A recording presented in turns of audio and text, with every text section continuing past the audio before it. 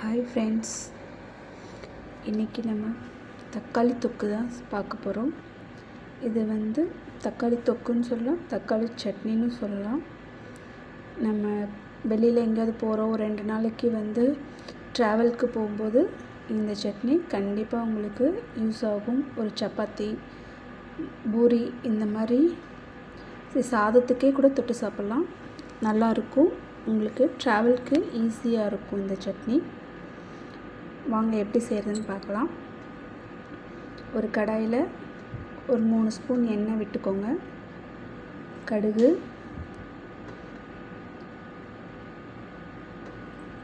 நல்லா பொரிஞ்சு வந்ததும் இதுக்கு தக்காளி, கொஞ்சமாக பூண்டு, புளி,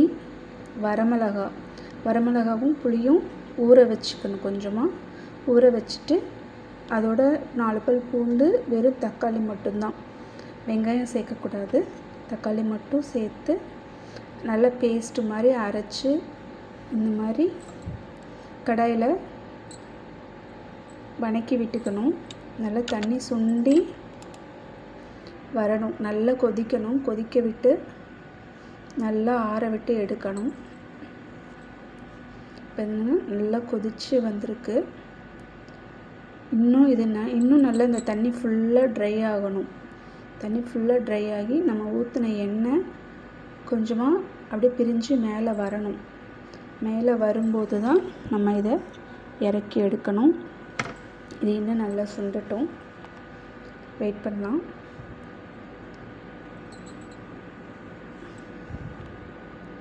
பார்த்திங்களா, இந்த மாதிரி நல்லா ஃபுல்லாக நம்ம அந்த தக்காளியில் இருக்கிற தண்ணி எல்லாமே ஃபுல்லாக ட்ரை ஆகி வரணும். நல்லா ட்ரை ஆனதுக்கப்புறம் இதை இறக்கி வச்சுக்கலாம்.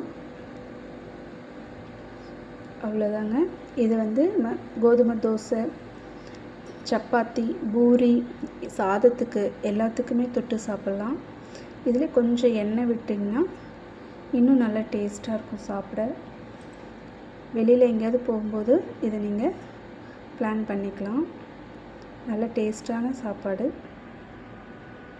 நல்லாயிருக்கும். தக்காளி தொக்கு நீங்களும் ட்ரை பண்ணி பாருங்கள்.